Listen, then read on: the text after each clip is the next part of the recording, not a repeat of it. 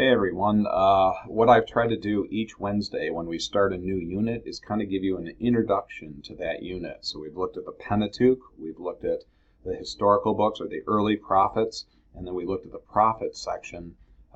Today we're going to start moving into the writings, the Keuvim, if you will. This is primarily the Psalms and the wisdom literature, although it does include some what seem like historical books, and we'll talk about that a little bit, even though we don't give emphasis to that.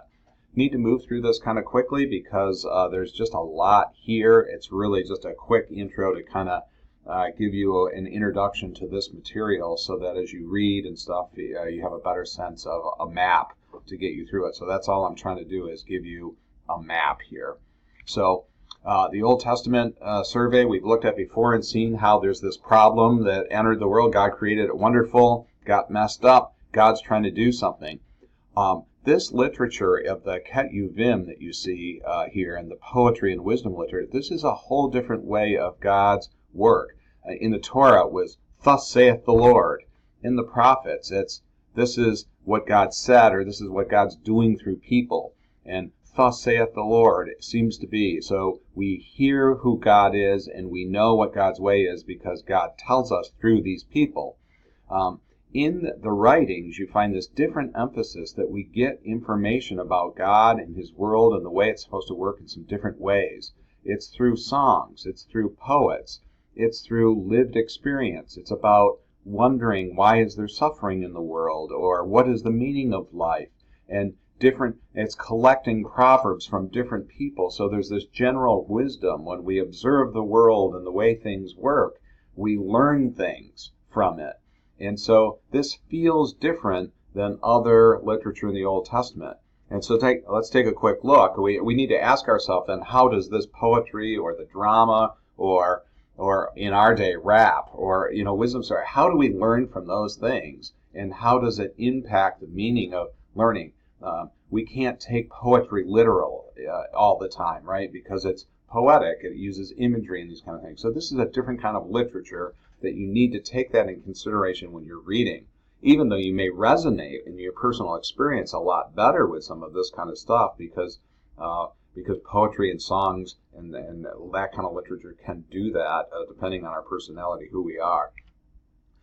Just real quick, I don't have time to say a lot about the Psalms, but I really want you to watch that video of the BibleProject.org. This is the full map of it, but they'll draw it out for you like you've seen in so many of the other videos. But a wonderful presentation of the Psalms, how it's laid out, how there's both lament and praise, and how it moves to more praise the further you go in the book. There's 5 different books. Why is it laid out this way? They tell you about that. So this is just a wonderful summary of why there's 150 Psalms, how it's put together, and what the meaning of individual Psalms and how it all fits together. So you want to read that, and that'll give you a great summary of the book of Psalms. Or listen to that video on that. In general, there's been different people who have tried to give types to Psalms. In general, it's been kind of agreed that there's praise Psalms, which are either individual thanks or praise songs of a whole community. There's lament, which is characterized by complaining, questioning, petitioning, asking God why something's wrong. And then there's wisdom Psalms that really aren't praise and lament. They're more about, oh Lord, you've taught us things through your word, or you've taught us through creation. As we observe the world, we learn things. And so they feel much more like somebody teaching us than us praying, perhaps, even though there may be a mixture of these things in an individual psalm. A guy named Walter Brueggemann, a scholar, gave a type of way of looking at Psalms a number of years ago, and that's caught on in biblical scholarship. He talks about Psalms of orientation, where you have, this is the world the way it was created and meant to be. Psalms of disorientation, that are Psalms like, God, this isn't the way it's supposed to be. And so there's complaint, and why is this happening? And then there's Psalms of reorientation or new orientation, that this is either a new or restored view of the way the world was created and meant to be. So maybe I didn't see it right before, but now going through this experience, I see it in a new way. This is a wonderful way to look at it, particularly when you're looking at the story of the Bible the way we have been doing with Genesis 1 and 2, where everything's right and everything gets messed up and everything's being restored by God. you might look at Psalms as you read individual Psalms and go, what kind of Psalm are they? Are they saying this is the way it's supposed to be, the way it's not supposed to be? Why is that? And what is this new orientation or reorientation to the world? So look for that as you read through the Psalms. Proverbs is a whole different kind of book. Proverbs is like, when I do this in my class, where we're sitting in a class together, we actually create modern Proverbs. So here you got, if your back's against the wall, turn around and write on it. Well, I've got a list of like 5 classes that I've taught where we've put together a modern book of Proverbs where, an apple a day keeps the doctor away, or all these different kinds of things. This is the kind of literature Proverbs is. Proverbs is general knowledge where we say these phrases, right? Because generally these things are true. Now, the important thing to keep in mind about Proverbs is they are generalizations. This is a collection of not just Israel's people, but people all over the world. Solomon seems to collect, or whoever was collecting all these Proverbs for the king, Solomon, or for Israel, seemed to draw from all wisdom from all over the place. And it brought this to give a sense of, when we fear the Lord and we follow his guidance, good things happen. And there seems to be norms that we need to live by in order to have a good family and social structure and good city life and all those kinds of things. So that's what Proverbs are there to do, to teach us the right way. But they are generalizations. So we have to be careful not to interpret Proverbs as absolute truths that promise certain outcomes for life. The reason I mention that is we use Proverbs sometimes that way, particularly people who have grown up in the church. Great example of this is there's a proverb that says, train a child in the way he should go and never depart from it. Many have used this as meaning if parents do a really good job and raise their kids right, they'll never go astray.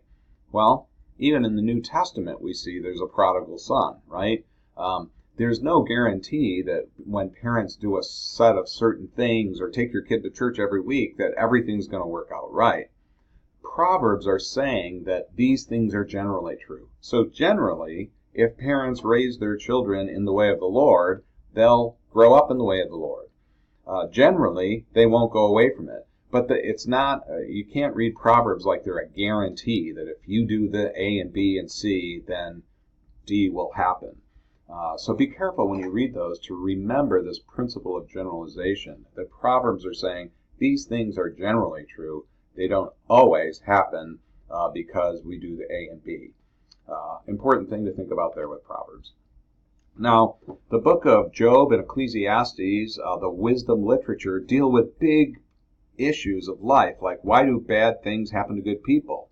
And there's these philosophies out there that do good and good will come to you, and then the opposite of that, you get what you deserve. If bad things happen to people who do bad things, right?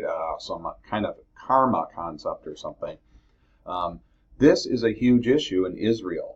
There was this idea of a retribution principle. That's what it's called. I use another textbook in another class I teach, Walton and Hill, where the idea is if we observe positive behavior, then we expect positive things to happen. If we observe negative behavior, negative things happen. And therefore, the corollary of that must be true. Where we see somebody treated positively, they must be a positive person. If they're negative, they're being treated negatively or suffering, if you will, then they must have done something wrong.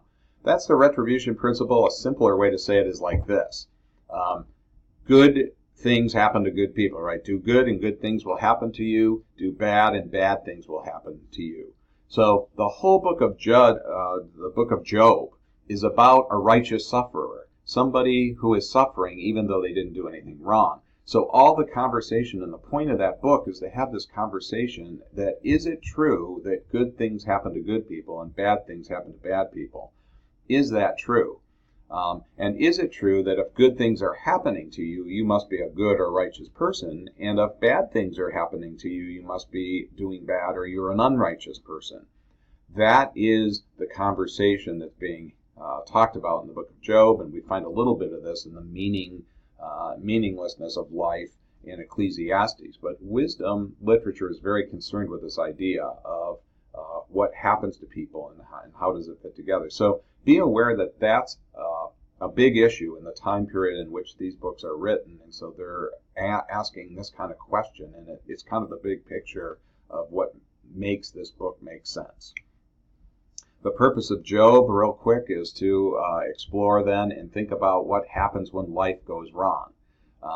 And when Job suffers, even though he's done nothing wrong, he's got a bunch of friends who come around and say, oh, you must have done something wrong. And Job says, no, I'm righteous. I haven't done anything wrong. I haven't done anything wrong. And so turns out that Job's friends are all not very helpful to him in the midst of his suffering, because they keep saying there must be something you're missing, whereas God comes to him and comforts him, even though maybe God doesn't give him all the answers to why suffering happens in this world. But this book is about that issue of why do righteous people suffer. So as you read some in there, I don't have you reading the whole book, but I have you reading enough to get a sense of what's going on there. The book of Job, don't have time to really go through all this, but you could look at this chart if you wanted to. I have you reading chapters 1 through 3 and 38 through 42 because it's like the beginning and the end of the story, without all these reoccurring speeches in the middle that are really like, Job, you've got a problem because you've done something wrong. At the end of the day, God says that's not true, and you'll see that in this book. So God says, and Job says, that this retribution principle is not necessarily true. We shouldn't, because something bad's happened to us, think that we've done something wrong and we need to get forgiven and then God will bless us again. And not necessarily is all blessing because we did something good. This principle gets taken on in the book of Job. Now, the rest of the books, we don't have time to go into in a lot of detail. So on Ecclesiastes and Song of Solomon, I give you the Bible Project videos, and those will be very helpful for you to know what those books are about. So watch those videos on the day you're supposed to this week. Ecclesiastes is exploring the meaning of life, and it looks at all these things that we could think about and say life is about this, and then he points out, well, at the end of the day, those things are meaningless, whether it's going after wealth or looking for meaning and thinking through all these things. He's got all these things. So watch the video and you'll get a big picture, a vision of this, that no matter what the writer of Ecclesiastes says, this might have meaning. At the end of the day, it shows up meaningless. And so that's what that whole conversation and book is about, discovering the meaning of life and where has meaning to be found. Song of Solomon, a very different kind of poem, as I said, a bunch of love poems kind of brought together. Many different kinds of interpretive things that have been done with that over the years. Some people argue it's about a man and a woman. Some argue it's about God pursuing Israel in an allegorical kind of sense. But however you view it, it certainly talks about the power of love in very romantic and sexual language, and the power of sexuality in human life. And so asking yourself, why would God put that in the Bible, is a good question. I mean, maybe that's part of what God wants to restore too, right, is our humanness and our love and our sexuality. So that's a good part of the story that is part of God's story and what he wants to redeem, because that got messed up in Genesis chapters 3 through 11, as well as everything else. And we certainly see the evidence of that in our day and age with the Me Too generation and all those things. Ezra, Nehemiah, Esther, and 1st and 2nd Chronicles, I don't have you reading a lot of those, just enough to give you a flavor of those. It's just because we don't have time. But the thing that links all those books together is they're all books that are written about after the exile, when the Jewish people come back, the Hebrew people come back, Jerusalem gets rebuilt. What does it mean to rebuild Jerusalem? They rediscover God's law. What does it mean to follow God in this day and age, now that we're beyond the exile? And 1st and 2nd Chronicles in our Bible comes right after 1st and 2nd Kings. But it's historically, it covers the same events, but it's covering the same events from 400 or 500 years later, when there's a whole new understanding. So the people that come back from the exile tell the story again of 1st and 2nd Samuel, 1st and 2nd Kings, but they tell it in a way that looks at it from after the exile and says, how should we live for God now? So that just gives you a kind of an orientation. Again, I know this has been really quick, but that's what I try to do, is give you a little summary at the beginning of every unit so that you have some understanding of what we'll be doing that week. So hope you enjoy reading this week.